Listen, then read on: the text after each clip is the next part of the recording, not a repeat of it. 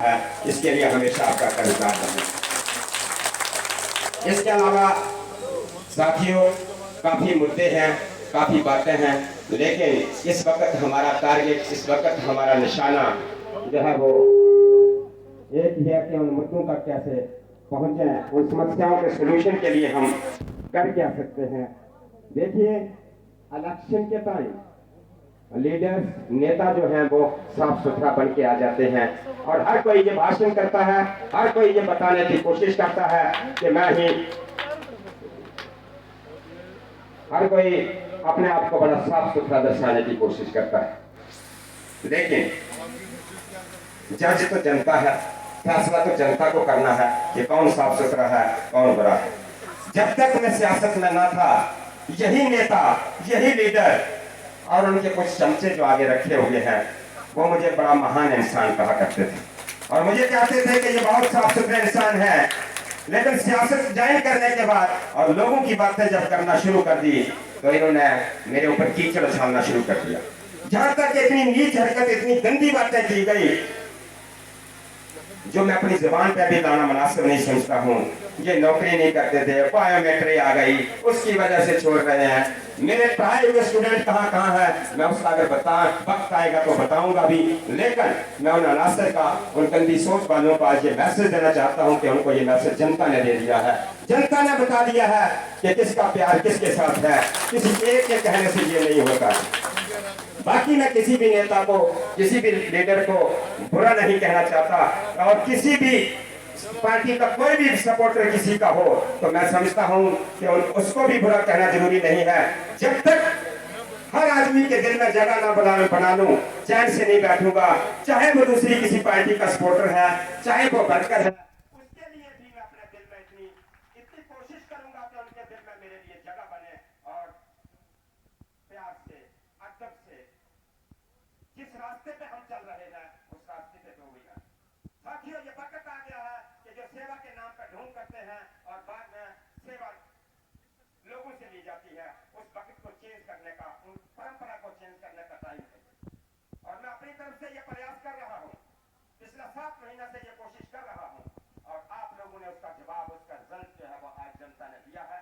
जितनी मेहनत और लगन के साथ मैं और मेरे साथी, मेरी टीम, जो भी लोग, जो भी सपोर्टर्स इस मिशन पर लगे हुए हैं, उसका जवाब आज जनता ने दे दिया।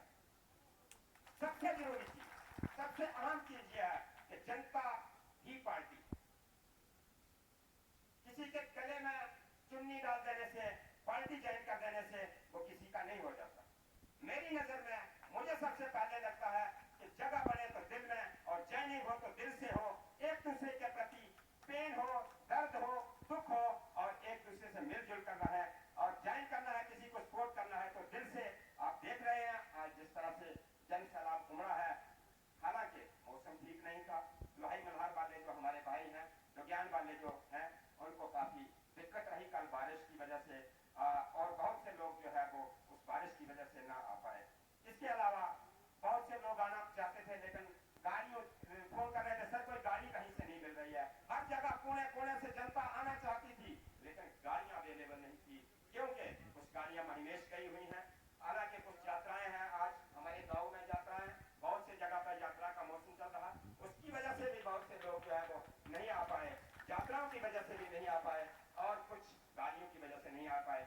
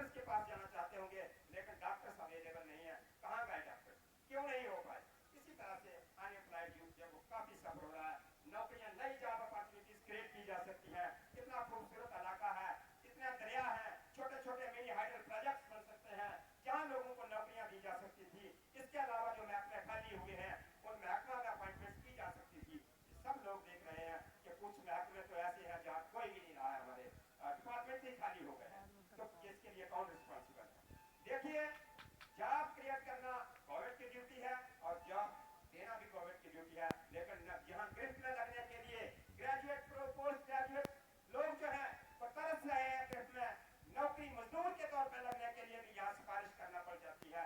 तो इस देश का, इस लीडर्स का, ये जो हमारे नेता हैं जो अपने आप को नेता कहते हैं, उनको थोड़ा मेरे ख्याल से अपने आप से भी घृणा होती होगी जब इस तरह से यूथ की हालत हो।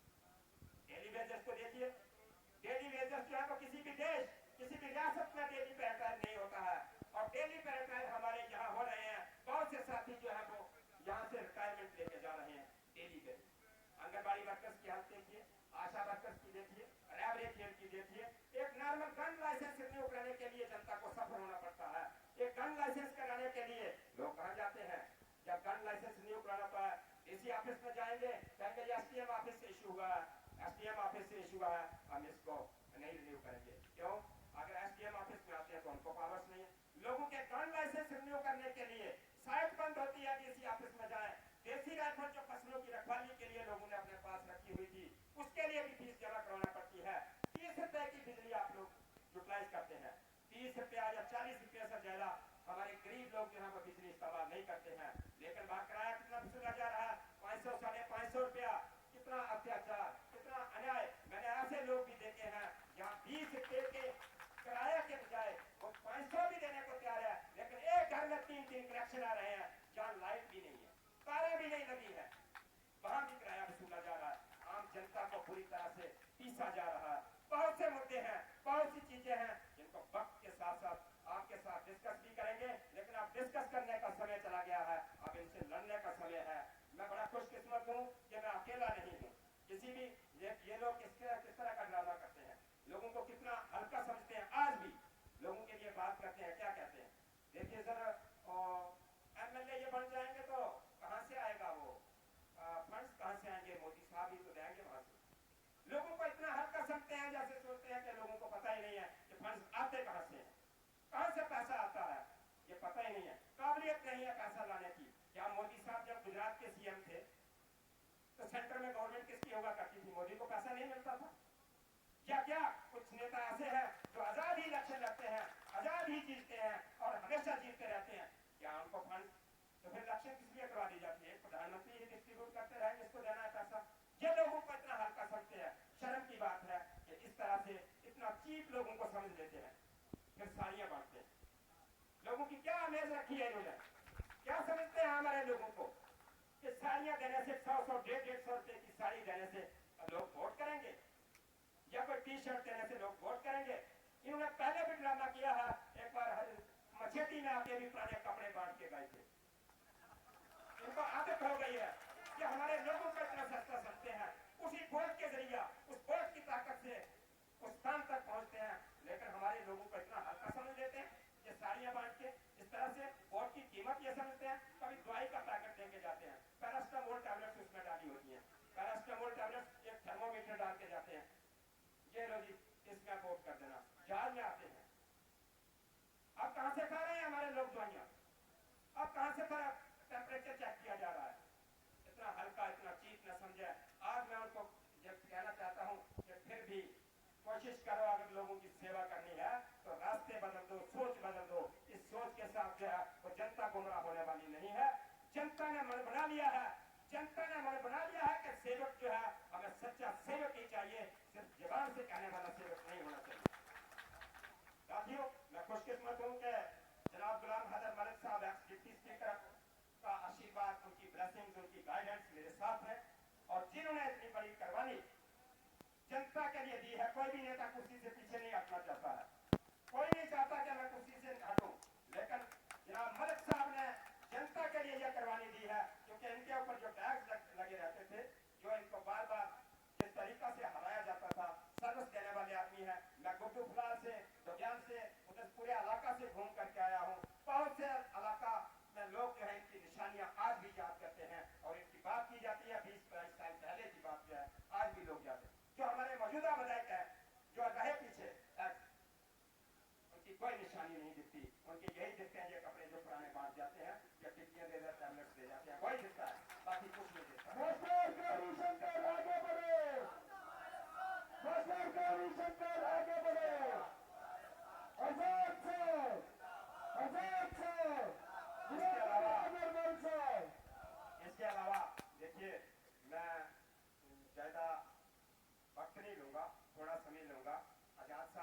बात जनाब मलिक साहब का, तारिक साहब का, सबका पूरा पार्टी का सहयोग है।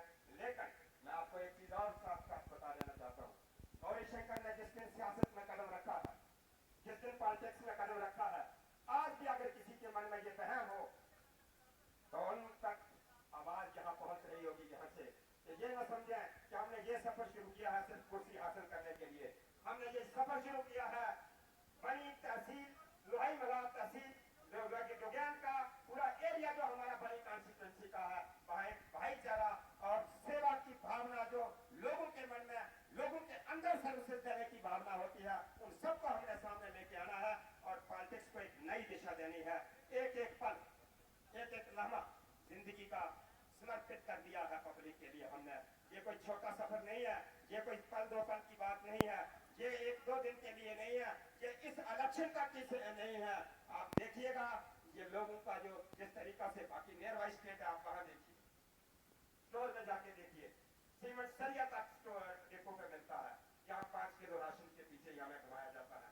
यहाँ से अभी फोन करेंगे, वो अपने MP को करे, मिनिस्टर को करे, BJP का या किसी भी पार्टी का कोई वर्कर करता है, उनको उठाते हैं, वहां सेवक है चाहे किसी भी पार्टी के हो। लेकिन यहाँ सेवक नहीं है, यहाँ तानाशाह डिक्टेटर है। यहाँ ये सोचते हैं कि हमारे बिना, मेरी मर्जी के बिना